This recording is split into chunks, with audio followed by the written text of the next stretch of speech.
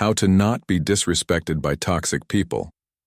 Stoic Philosophy Explained. Someone disrespects you.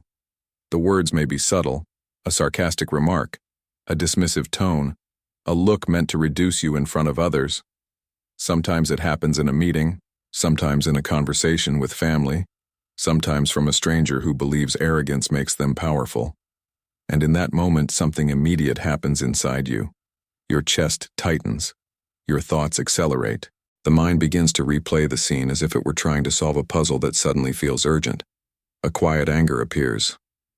Alongside it comes the impulse to react, to defend yourself, to prove something, to restore the dignity that feels threatened. This reaction feels natural, almost automatic. Most people never question it. But pause for a moment and ask a more precise question. What exactly hurt you? Was it the words themselves? Or was it the interpretation that your mind immediately attached to them? This is where Stoic philosophy begins to reveal something uncomfortable, but liberating. The true disturbance rarely comes from what happened. It comes from what the mind decided it meant. Think carefully about this. If someone speaks with arrogance, the sound waves reach your ears and disappear in seconds. The event itself is brief. It ends almost as quickly as it begins. Yet the mind continues. It interprets. It judges. It repeats the scene. It imagines what should have been said in response. It constructs arguments that never happened. Hours later, the body is still tense. The mind is still engaged in a conflict that no longer exists. The Stoics observed this pattern with ruthless honesty. Epictetus expressed it clearly in the Enchiridion of Epictetus, section 5. He wrote that people are disturbed not by things themselves but by the views they take of them. This idea is not meant to deny that disrespect exists. People can be arrogant, rude, manipulative, or cruel. The Stoics never pretended otherwise. What they understood, however, is that the real battlefield is not the mouth of the offender. The real battlefield is the interpretation formed inside your mind. Once that interpretation appears, emotion follows immediately. Anger rises. Pride demands restoration. Anxiety asks what others might think. And before you notice what happened, your inner peace has been handed over to someone who may not even think about you again. Marcus Aurelius ruled the most powerful empire of his time, yet even he faced constant criticism, political hostility, and quiet contempt from those around him. In Meditations of Marcus Aurelius, Book 8, paragraph 47, he reminded himself that when someone acts with ignorance or malice, the first place to examine is not their character, but the movement of his own mind. Because the moment we fail to observe our own reaction, we lose the one domain that truly belongs to us. Most people try to solve disrespect by controlling the outside world. They try to demand recognition, silence critics, defeat those who insult them, or prove their value through endless arguments. But this strategy contains a fatal weakness. If your peace depends on the behavior of others, then anyone with poor character has immediate power over your mind. The Stoics refused to live this way. They searched for a form of strength that did not depend on approval, reputation, or victory in social conflict. They sought something quieter and far more durable, the discipline to govern their own judgment. Because when you learn to examine the moment between an insult and your interpretation of it, something extraordinary begins to happen. You create distance between the event and the emotion. And inside that small space, reason has time to speak. Toxic people depend on something most people never notice. They depend on the speed of your reaction. They rely on the fact that emotion arrives before reflection. But when a person learns to slow that moment, to observe the event before judging it, the entire dynamic changes. Provocation loses its force. Manipulation loses its reward. And the person who once felt wounded by every careless remark begins to experience something rare in the modern world: mental sovereignty. This video is not about learning clever responses to toxic people. It is not about humiliating them in return or proving superiority through argument. It is about something far more powerful.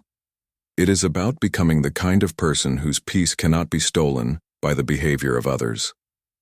To understand how this transformation begins, we must first examine the exact moment when disrespect appears to enter your life.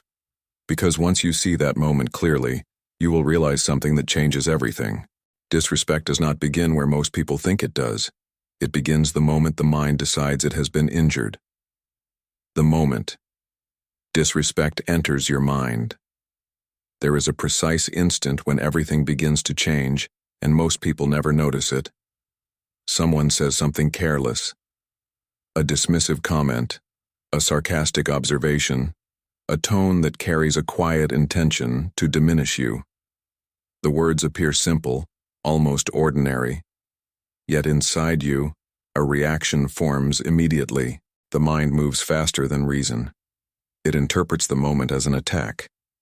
Your thoughts begin assembling a response. Your emotions rise before you even have time to examine what truly happened. But slow this moment down. Look at it carefully, as a Stoic would. Before anger appears, before pride demands retaliation, before anxiety begins asking what others might think, something smaller happens first. A judgment quietly enters the mind. The mind says, "This was disrespect," and the moment that judgment is accepted, the emotional storm begins. This is the place where most people surrender their freedom without realizing it. They assume the injury has already been done. They believe the disrespect came from the other person's mouth and entered them by force. But the Stoics observed human reactions with far greater precision. They noticed that between the event and the emotion, there exists a narrow but powerful space. In that space, the mind decides what the event means. Marcus Aurelius reminded himself of this discipline constantly. In Meditations of Marcus Aurelius, Book 6, paragraph 52, he wrote that if you remove the opinion attached to an event, the disturbance disappears. This idea is radical when you truly examine it. The insult itself does not carry emotional power. It carries only sound and intention. The suffering begins when the mind interprets those words as a personal wound. Two people may hear the same insult. One person carries it for days, replaying the moment again and again, imagining revenge, feeling humiliated, allowing the event to poison their peace. Another person hears the same words, examines them calmly, and continues with their day without inner turmoil. The difference is not intelligence. It is not status. It is not social skill. The difference is the discipline applied at the moment of interpretation. Toxic individuals understand something about human nature, even if they never studied philosophy. They know that if they provoke your emotions, they gain immediate influence over your attention. Your thoughts begin revolving around them. Your energy becomes tied to their behavior. They may forget the moment minutes later, yet you continue carrying it inside your mind. Why does this happen? Because the mind accepted the insult as something meaningful. But Stoicism invites a different question. What if the words of another person are not automatically meaningful? What if they are simply expressions of their own character, their own habits, their own emotional disorder? When you begin to observe this carefully, the moment of disrespect changes shape. It stops feeling like an invasion and begins to look like information. Information about the other person. Information about their discipline, their insecurity, their lack of self-control. And once you begin seeing this clearly, something subtle begins to shift inside you. You realize that the insult did not actually force its way into your mind. It knocked on the door, and without noticing, you opened it. The Stoic path begins when you learn to pause at that door. When the words arrive, you resist the urge to immediately declare them an injury. You examine them first. You ask a quiet question. Does this truly deserve my disturbance? In many cases, the answer becomes obvious. But the moment you begin practicing this pause, another uncomfortable truth begins to emerge. If disrespect only gains power after your judgment accepts it, then the emotional control toxic people seem to have over you was never truly theirs. It was something you unknowingly granted. And once that realization becomes clear, a deeper question appears. Why were we willing to grant that authority in the first place? The hidden agreement. We never realized we made. There is a quiet agreement most people carry through life and almost no one remembers signing it. It is the belief that our peace depends on how others treat us. From a young age we are taught, directly or indirectly, that respect must come from outside. Approval from others becomes proof of our value. Recognition becomes evidence that we matter. Reputation becomes the shield we believe protects our dignity. And slowly, without noticing, we begin to measure ourselves through the reactions of other people. When they praise us, we feel elevated. When they ignore us, we feel diminished. When they disrespect us, it feels like something essential has been taken away. But look at what this belief quietly creates. If your sense of worth depends on the opinions of others, then every person you meet holds a small piece of authority over your emotional stability. A careless comment can disturb you. A mocking tone can provoke you. A moment of disrespect can occupy your mind long after the event has ended. Not because their words are powerful, but because you have unknowingly granted them permission to influence your inner state. This is the hidden agreement. You do not consciously decide to make it. Society slowly installs it through habit and expectation. We are encouraged to defend our reputation, protect our image, and react strongly when our pride is challenged. Yet the Stoic philosophers looked at this pattern and saw something dangerous. If your peace depends on the behavior of others, then your life will always remain unstable. Human beings are unpredictable. Some are thoughtful, others careless. Some act with discipline, others with arrogance or insecurity. To tie your inner balance to such unstable forces is to guarantee constant disturbance. Epictetus spoke about this danger with unusual directness. In the Discourses of Epictetus, Book 1, Chapter 29, he warned that when a person places their happiness in the hands of others, they become a slave to circumstances. This slavery is not visible, but it is deeply felt. You begin adjusting your behavior to avoid criticism. You feel compelled to defend yourself when misunderstood. You replay conversations in your mind, wondering if you should have responded differently. All of this energy is spent trying to control something that was never yours to command. Toxic individuals sense this weakness quickly. They do not need philosophy to recognize it. They simply observe reactions. The person who becomes visibly agitated, defensive, or emotionally shaken reveals that their peace is easily disturbed. And once that pattern becomes clear, manipulation becomes easy. A sarcastic remark here. A dismissive tone there. Each reaction confirms that the emotional strings can be pulled again. But the Stoic approach breaks this agreement entirely. Instead of asking others to respect you in order to feel stable, Stoicism asks a harder question. Why must your peace depend on them at all? Marcus Aurelius reflected on this repeatedly. In Meditations of Marcus Aurelius, Book 4, Paragraph 3, he reminded himself that the mind becomes colored by the thoughts it chooses to accept. If the mind accepts the belief that its value depends on others, then it will constantly chase approval and fear criticism. But if the mind recognizes that its dignity comes from its own discipline, then the behavior of others begins to lose its power. This does not mean becoming indifferent to morality or accepting abuse without action. It means refusing to place your inner stability in the hands of those who may lack wisdom, restraint, or character. The moment you withdraw from this hidden agreement, something remarkable happens. The insults of others begin to feel smaller. Their attempts to provoke you lose their emotional reward.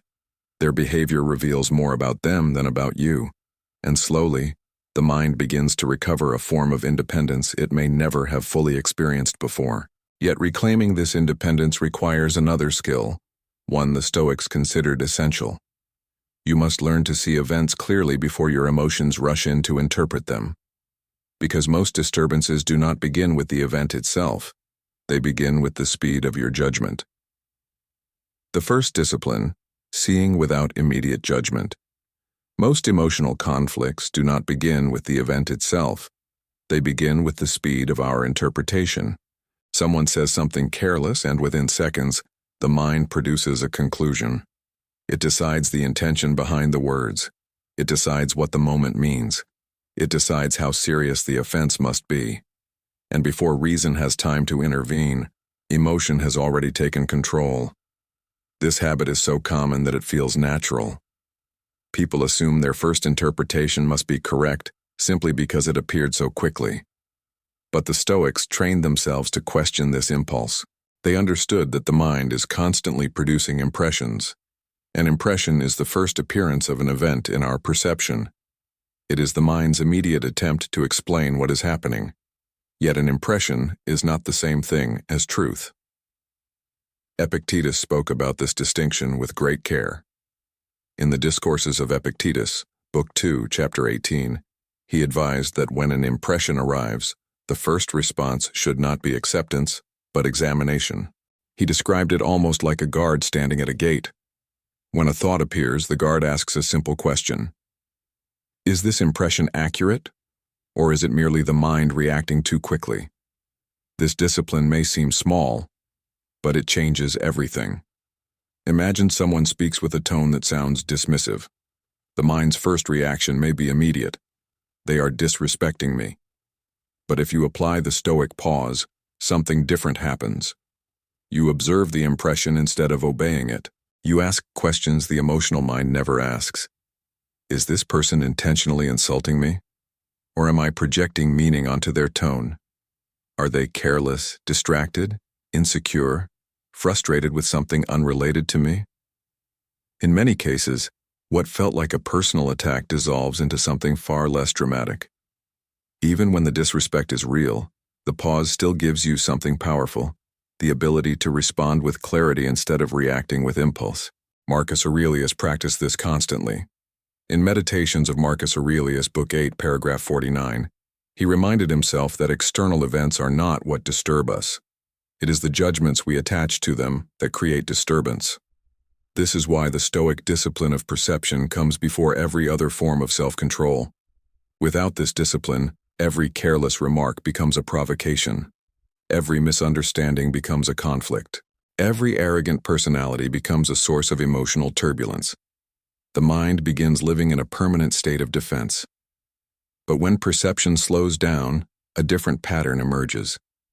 You begin to see the difference between what actually happened and what your mind assumed happened. The words spoken by another person remain the same, yet their ability to control your emotional state weakens. This is not passivity.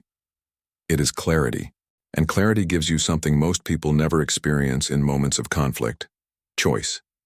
Instead of reacting automatically, you decide whether the situation deserves your attention.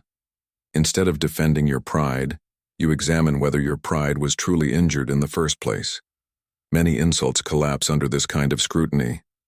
But even when they do not, something else becomes visible. The behavior of toxic people begins to reveal a pattern. And once you see that pattern clearly, their actions stop feeling mysterious or powerful.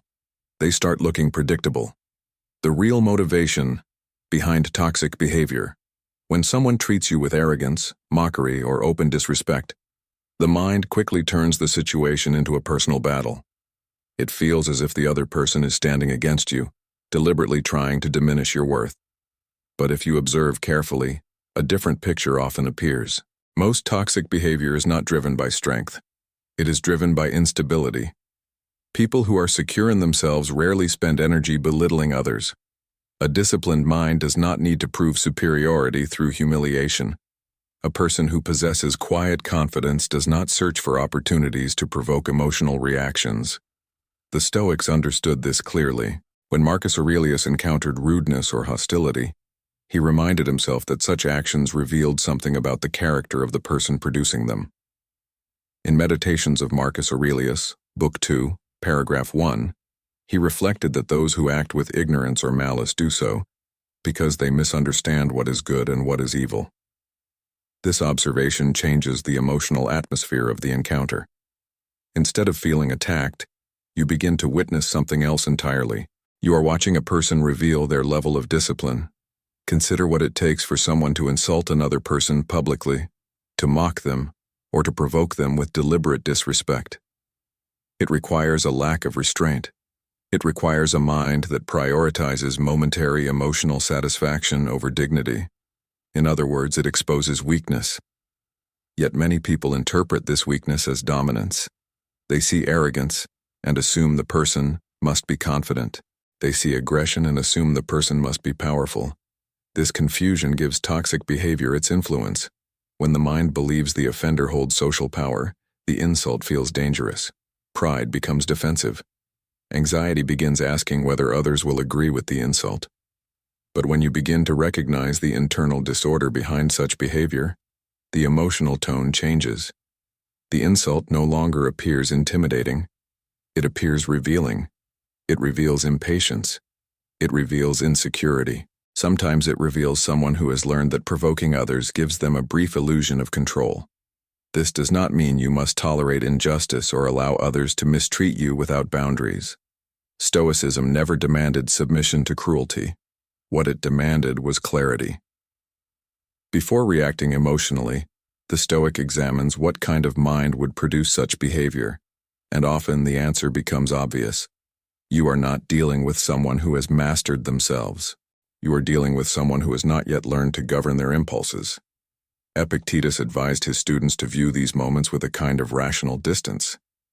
In the Discourses of Epictetus, Book 1, Chapter 28, he suggested that when encountering someone acting poorly, we should remember that they are behaving according to the beliefs they currently hold about what is good.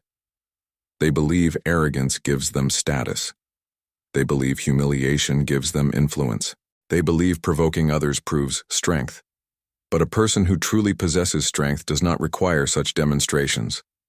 Once you see this clearly, the emotional pressure of the moment begins to weaken. You stop seeing the insult as a threat to your identity. You start seeing it as a window into the other person's character. And when the mind adopts this perspective, something surprising happens. The need to react begins to fade. Because you realize that the person attempting to provoke you is not standing above you in power. They are revealing the limits of their own discipline. And once this realization settles in, another principle becomes essential to understand. If their behavior belongs to their character, then your response must belong to yours. The quiet power of the dichotomy of control. Once you begin seeing toxic behavior with clarity, another question naturally appears. If their actions reveal their character, then what exactly belongs to you in that moment? Most people respond to disrespect by trying to influence the person who delivered it. They attempt to correct them, defeat them in argument, embarrass them in return, or force them to acknowledge their mistake. But this approach hides a fundamental misunderstanding. It assumes the behavior of others can be controlled. The Stoics rejected this assumption completely. They believed that confusion about control is one of the main sources of emotional suffering. People exhaust themselves trying to manage things that were never within their authority. Epictetus began his teachings with a principle so simple that many overlook its depth. In the Enchiridion of Epictetus, section 1, he wrote that some things are within our control and others are not. What belongs to us are our judgments, our intentions, our choices, and the way we respond to events. What does not belong to us are the opinions of others, their behavior, their approval, their insults, and their attempts to provoke us. This division is not merely philosophical, it is practical. When someone disrespects you, the mind immediately tries to repair the situation externally. It wants to stop the insult, correct the person, or restore your public image. But if you examine the situation honestly, you will see that the other person's behavior does not belong to your domain of control. You cannot force them to become disciplined. You cannot command them to act with wisdom. You cannot redesign their character through argument. Their behavior belongs entirely to them. The only domain that remains truly yours is the way you interpret the event and the way you choose to respond. This realization does something important to the mind. It removes the impossible burden of controlling others. Instead of chasing influence over someone else's behavior, you turn your attention toward the one place where influence is real: your judgment. Marcus Aurelius returned to this idea constantly. In Meditations of Marcus Aurelius, Book 12, Paragraph 22, he reminded himself that external events are not what harm us. The harm appears only when the mind accepts the judgment that something harmful has occurred. This does not mean pretending disrespect is pleasant or admirable. It means recognizing that the disturbance is optional. You may hear the insult, you may observe the person's behavior, but the internal conclusion that this must ruin your peace is a decision, not a necessity. The dichotomy of control invites you to ask a very direct question in these moments. Does this belong to me? If the answer is no, then the Stoic discipline is to release the struggle, not because the behavior is acceptable, but because wasting emotional energy on what cannot be controlled only weakens your own position. Imagine someone throwing stones into a river. The river does not chase the stones. It does not attempt to stop the hand that threw them. It continues flowing according to its nature. The Stoic mind learns to behave in a similar way. Insults may appear. Arrogant personalities may cross your path, but your inner state does not need to follow the turbulence of their behavior. When the mind understands this division clearly, a surprising calm begins to emerge. You stop feeling responsible for correcting every disrespectful person you encounter.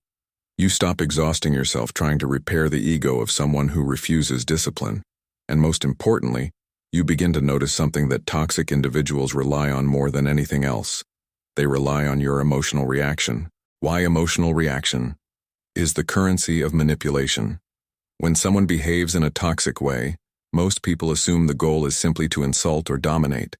But if you observe these situations carefully, you begin to notice a deeper pattern. The real objective is reaction. Toxic individuals feed on emotional responses the way a fire feeds on oxygen. Without that reaction, their behavior loses its reward. The moment the other person becomes angry, defensive, or visibly shaken, the dynamic they were seeking is created. They gain influence over your attention. Your thoughts begin circling around the encounter. Your body becomes tense. Your mind starts preparing arguments, explanations, or revenge. Hours later, the scene may still be replaying in your head. Meanwhile, the person who provoked you may have already moved on. This imbalance reveals something important. Your emotional reaction has become the currency that fuels their behavior. Many toxic personalities learn this pattern early in life. They discover that certain words can trigger strong reactions in others. A sarcastic comment can provoke anger. A dismissive tone can provoke insecurity. A subtle insult in front of others can provoke humiliation. Once they discover these emotional buttons, they press them repeatedly, not always with conscious malice. Sometimes it is simply habit. Sometimes it is boredom. Sometimes it is insecurity seeking reassurance through dominance. But the mechanism remains the same. Reaction equals reward. The Stoics recognized this mechanism long before modern psychology gave it names. Epictetus warned his students that when someone insults you and you immediately react with anger, you have allowed that person to govern your state of mind. In the Discourses of Epictetus, Book 1, Chapter 25, he explained that the person who provokes you becomes your master in that moment, not because they are stronger, but because your emotional response has placed your inner state under their influence. This realization can feel uncomfortable at first. Pride often wants to believe that reacting strongly proves strength. Many people believe that anger shows they refuse to tolerate disrespect. But look closely at what actually happens. When anger takes control, your clarity disappears. Your words become impulsive. Your attention narrows. You begin playing the game that the other person initiated. You enter the arena they prepared. The Stoic refuses to enter that arena so easily. Marcus Aurelius reminded himself that the best response to provocation is to remain aligned with reason. In Meditations of Marcus Aurelius, Book 6, Paragraph 6, he reflected that the mind becomes disturbed only when it abandons its own discipline. Toxic individuals depend on that abandonment. They depend on the moment when reason steps aside and emotion takes the lead. But something remarkable happens when the reaction they expect never arrives. When anger does not appear, confusion begins to replace confidence. When defensiveness does not emerge, the attempt to provoke loses its direction. When the emotional reward disappears, the behavior often collapses on its own. This does not require dramatic gestures or clever responses. It requires restraint. Restraint is one of the most underestimated forms of strength. Anyone can react impulsively. Anyone can raise their voice, argue aggressively, or attempt to defeat another person through verbal force. But the ability to observe provocation without surrendering your composure requires something far rarer. It requires mastery over yourself. Once you begin practicing this restraint, toxic interactions begin to feel different. The same insults may appear, but the chain reaction that once followed begins to weaken. You see the attempt clearly. You recognize the invitation to react, and you decline it. At that moment, the power dynamic quietly shifts, because the person who cannot control your emotions cannot control the encounter. And once you understand this, another possibility opens before you. Sometimes the strongest response is not reaction at all. Sometimes the strongest response is silence. When silence becomes an act of strength. Most people believe that strength in conflict requires immediate response. If someone insults you, you must answer. If someone provokes you, you must defend yourself. Silence, in the eyes of many, appears like weakness or surrender, but this belief often traps people in endless cycles of reaction. The moment a toxic person senses that every remark will trigger a response, the interaction becomes predictable. They push, you react. They provoke, you defend. They escalate, and the situation becomes louder, more emotional, more chaotic. In that environment, clarity disappears.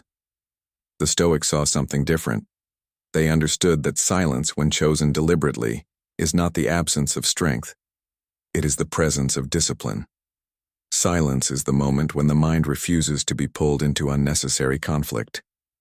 It is the refusal to surrender attention to someone who has not earned influence over your inner state. Marcus Aurelius practiced this restraint constantly.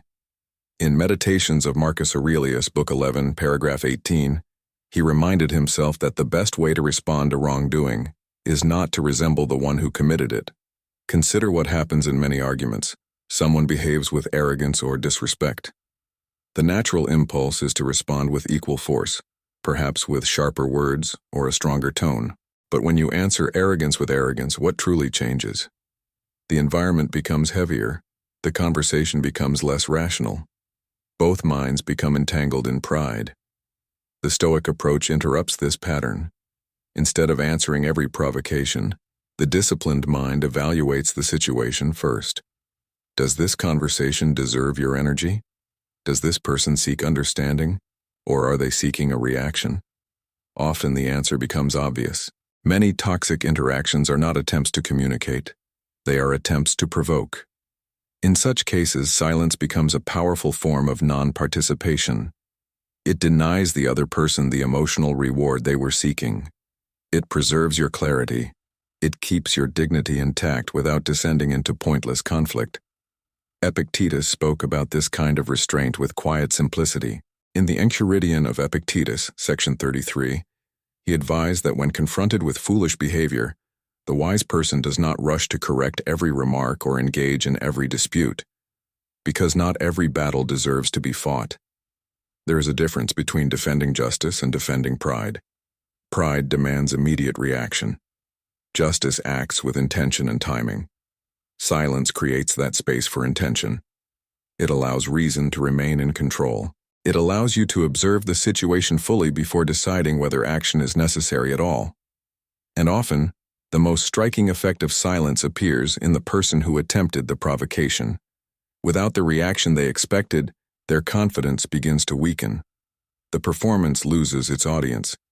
The tension they tried to create finds no place to settle. What looked like dominance suddenly begins to look awkward. This does not mean silence must be permanent. There are moments when firm words or clear boundaries are appropriate. But the Stoic discipline teaches that those responses should come from reason, not from wounded pride. When silence is chosen with awareness, it communicates something powerful without a single word. It communicates that your peace cannot be easily disturbed. And once a person begins practicing this discipline, another challenge begins to appear. Not everyone will understand your restraint. Some may even misinterpret it. The courage to be misunderstood. When you begin refusing emotional provocation, something unexpected often happens. People misunderstand you. The world is accustomed to reaction. It expects visible emotion, quick defense, and immediate retaliation when pride appears threatened. When those reactions disappear, others may struggle to interpret your behavior. Some will assume you are weak. Others may think you are indifferent. A few may even believe you accepted the insult because you lacked the courage to respond. This is one of the quiet tests of Stoic discipline. It is not difficult to remain calm when everyone recognizes your strength. The true challenge appears when your restraint is mistaken for weakness and your silence is interpreted as submission. In those moments, the temptation to correct the misunderstanding becomes strong. Pride begins whispering that you must explain yourself, prove your dignity, restore your reputation before others form the wrong opinion. But the Stoics asked a different question. Why must every misunderstanding be corrected? Marcus Aurelius faced constant judgment from those around him. As emperor, his decisions were observed, criticized, and interpreted by countless people who could never fully understand his intentions. Yet he reminded himself repeatedly that the opinions of others did not define the quality of his character. In Meditations of Marcus Aurelius, Book 7, paragraph 62, he reflected that the mind must remain focused on acting justly rather than seeking approval for its actions. This principle requires courage. It requires the ability to stand firmly within your own values, even when others do not immediately recognize them. It requires trusting the integrity of your behavior more than the temporary interpretations of observers. Many people suffer deeply because they want to control how they appear in the minds of others. They want their intentions to be perfectly understood. They want every action to be interpreted fairly. But this desire places your peace in an impossible position. You cannot control the thoughts of another person. Every observer sees the world through their own experiences, fears, expectations, and biases. Even the most honest action may be misunderstood by someone who is determined to see it differently. The Stoic response is not frustration, it is acceptance. Epictetus explained this with clarity in the Discourses of Epictetus, Book 1, Chapter 12. He advised that if someone forms a mistaken opinion about you, the problem does not lie in your character, but in their judgment. Your responsibility remains the same. Act with integrity. Speak with reason. Maintain discipline over your own conduct. What others conclude from those actions belongs to them. This perspective does not mean abandoning your reputation carelessly. It means recognizing that your reputation lives in the minds of others, while your character lives in your own actions. Character belongs to you. Reputation belongs to them. Once you understand this distinction, something inside you becomes quieter. The constant urge to correct every misunderstanding begins to weaken. You stop chasing approval. You stop fearing criticism. You focus instead on maintaining alignment between your actions and your values. And when that alignment becomes strong enough, another form of stability begins to emerge. A stability that does not depend on praise, recognition, or agreement. It comes from something far more durable. The quiet certainty of self-respect. The inner fortress of self-respect. When a person stops chasing approval and stops fearing criticism, something important begins to grow within them. Self-respect. Not the fragile kind that depends on reputation, status, or the opinions of others, but a quieter form of dignity that comes from living according to one's own discipline. Most people confuse self-respect with pride. They believe dignity must be defended publicly, protected through arguments, and restored whenever someone attempts to diminish it. This belief creates constant vulnerability because it ties your sense of worth to the unpredictable behavior of others. If someone praises you, you feel elevated. If someone criticizes you, you feel threatened. If someone disrespects you, it feels as if something essential has been taken from you. But the Stoics rejected this idea entirely. To them, dignity was not something another person could grant or remove. It was something built through the way you govern your own mind and actions. Marcus Aurelius returned to this principle repeatedly during the most difficult years of his reign. Surrounded by political intrigue, betrayal, and constant judgment, he reminded himself that the true measure of a person lies not in the approval they receive, but in the integrity of their conduct. In Meditations of Marcus Aurelius, Book 6, paragraph 30, He reflected that a person should focus on doing what is right, leaving praise or blame to those who observe. This shift changes the entire emotional structure of your life. When self-respect comes from external validation, it is always fragile. It must be constantly defended. Every insult becomes a threat. Every criticism becomes a potential wound. But when self-respect is rooted in personal discipline, it becomes stable. Your dignity no longer rises and falls with the reactions of others. It rests on something far more solid: the knowledge that your actions remain aligned with reason and virtue. Think about what this means in moments of disrespect. If someone insults you and your dignity depends on their opinion, the mind immediately feels compelled to respond. Pride demands restoration. Silence feels dangerous because it seems like surrender. But if your dignity comes from your own conduct, the situation looks very different. The insult does not change who you are. It does not alter your values. It does not weaken the discipline you have built within yourself. It becomes simply another event passing through the world, produced by someone else's character. Epictetus expressed this idea with striking simplicity. In the Discourses of Epictetus, Book 3, Chapter 22, he reminded his students that if someone speaks poorly of you, their words cannot truly harm you unless you decide to accept them as an injury. This does not mean you must pretend the insult never occurred. It means recognizing that the insult has no authority over your inner state unless you grant it. And once this understanding becomes stable, something powerful begins to form. Your mind becomes less reactive. You stop measuring your worth through the behavior of others. You stop feeling compelled to answer every provocation. Instead, your attention turns inward. You ask yourself a different set of questions. Did I act with integrity? Did I maintain control over my judgment? Did I respond according to reason rather than impulse?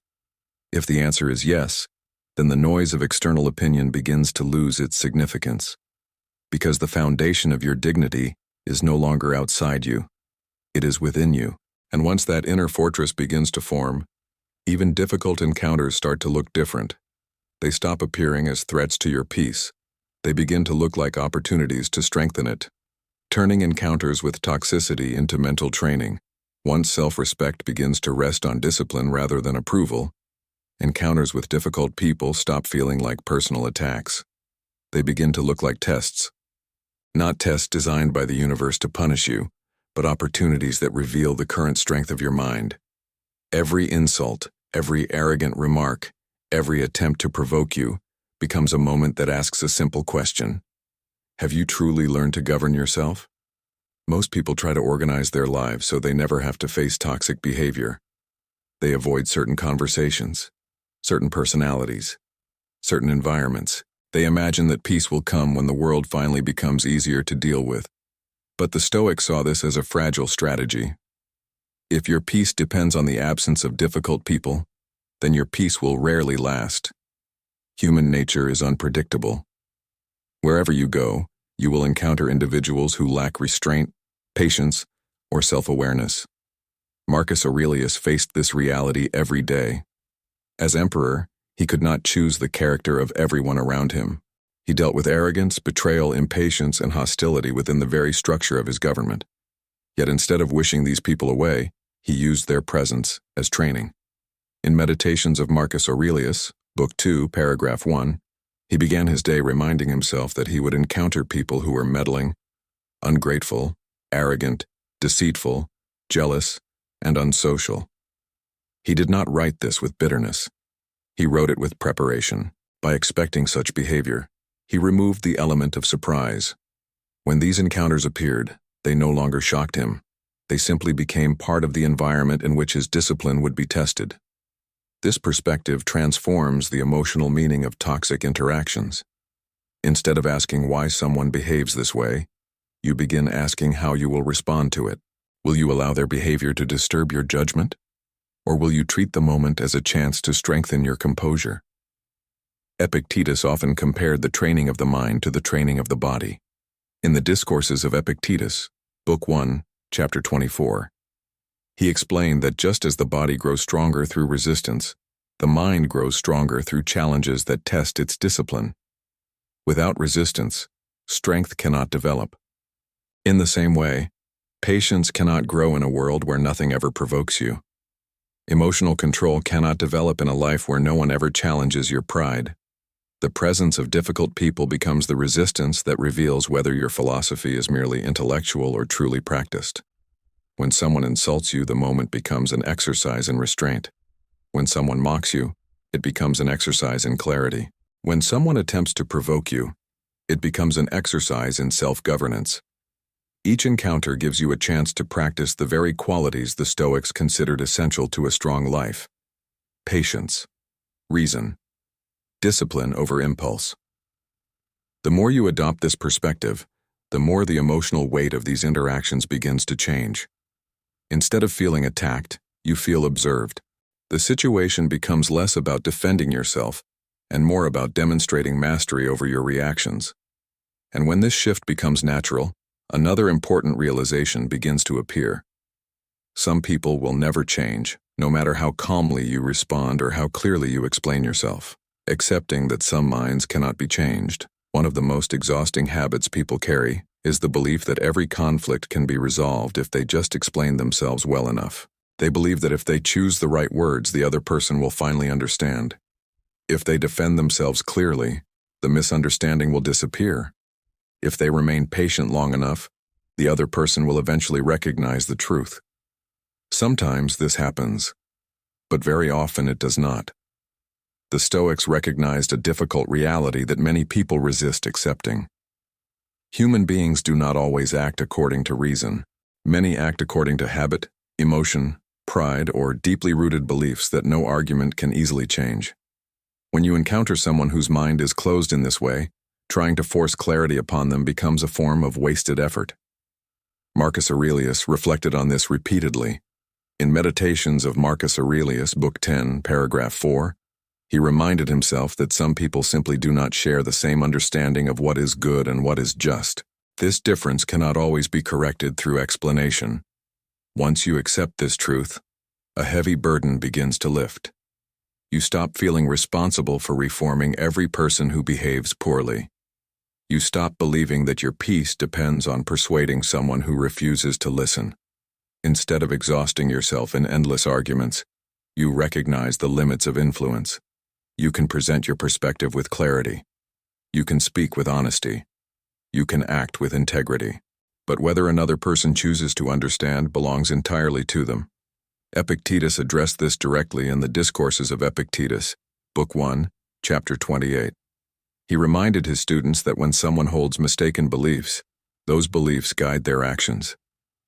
Until they decide to question those beliefs themselves, no external pressure will transform them.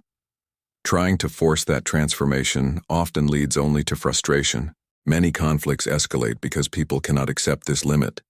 They continue arguing long after it becomes clear that the other person is not interested in understanding. Each attempt to explain creates another opportunity for tension. Pride begins to defend itself on both sides. The conversation becomes less about truth and more about victory.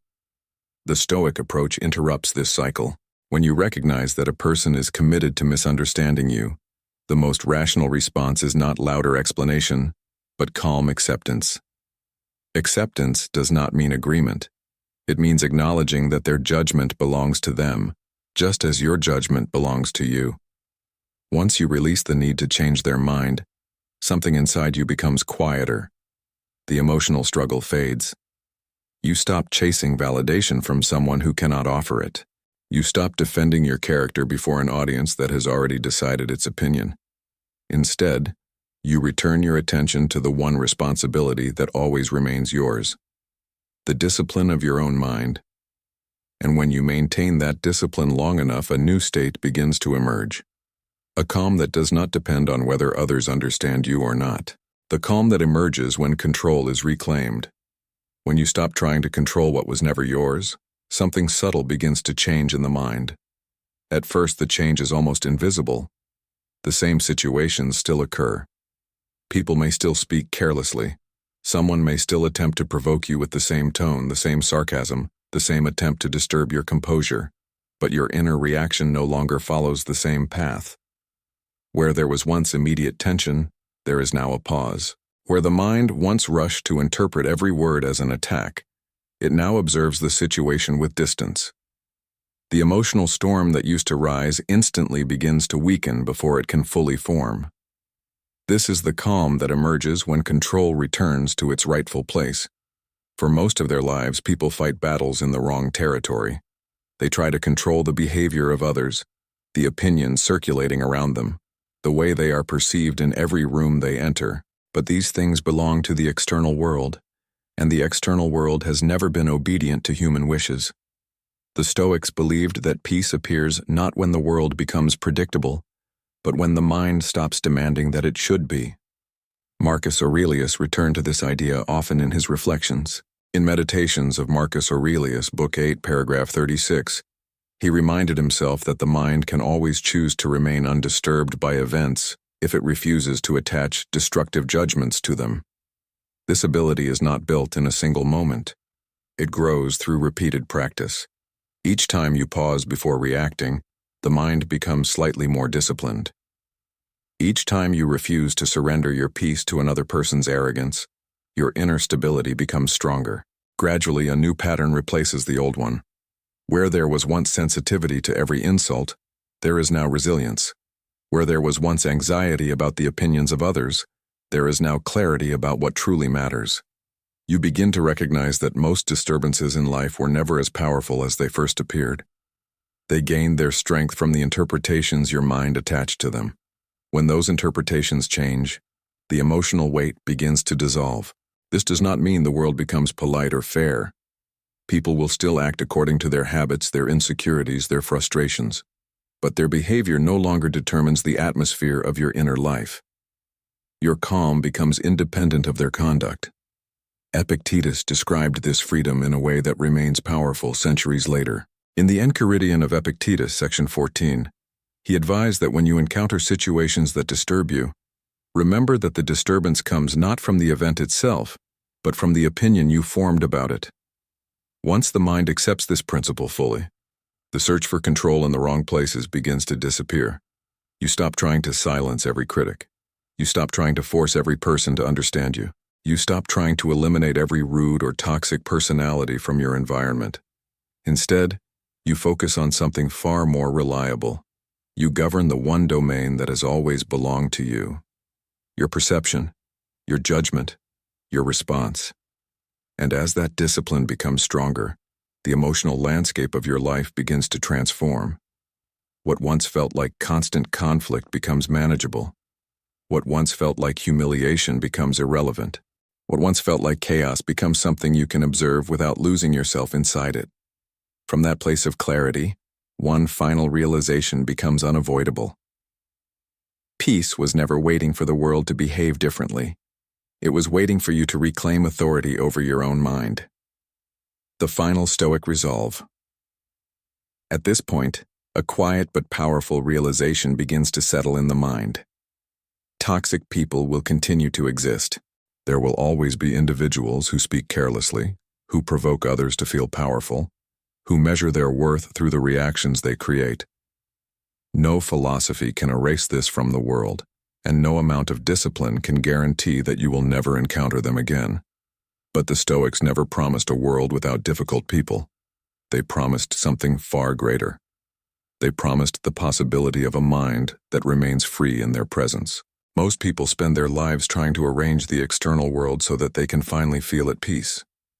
They imagine that calm will arrive when others behave correctly, when criticism disappears, when every conversation becomes respectful, and every relationship becomes fair. But the world has never worked that way. Human beings carry their own fears, ambitions, insecurities, and frustrations. These forces shape their behavior whether we approve of it or not. Waiting for the world to become gentle before you allow yourself peace is like waiting for the ocean to become perfectly still before learning how to swim. The Stoic approach turns in a different direction.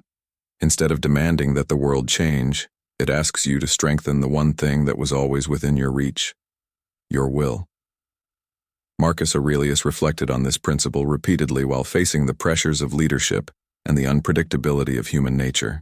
In Meditations of Marcus Aurelius, Book 12, paragraph 36, he reminded himself that the mind can preserve its own tranquility by refusing to surrender its judgment to external disturbances. This is the final discipline. It is not built through clever arguments or dramatic confrontations. It is built through daily decisions. The decision to pause before reacting. The decision to examine your impressions before accepting them as truth. The decision to act with dignity even when others abandon theirs.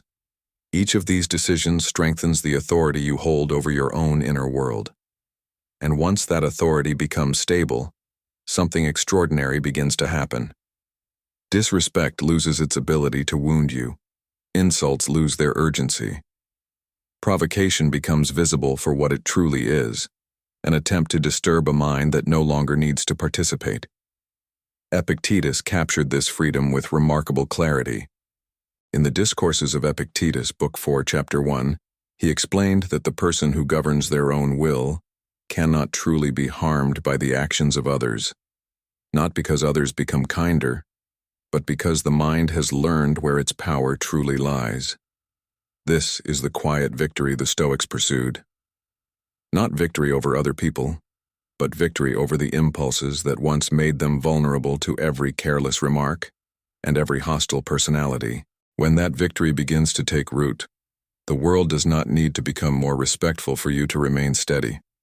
Your peace no longer depends on circumstances. It depends on your discipline. It depends on the clarity with which you see what belongs to you and what does not. And once you understand this fully, the question is no longer whether toxic people will appear in your life. The real question becomes much simpler. Will you allow them to enter your mind, or will you remain the quiet master of it?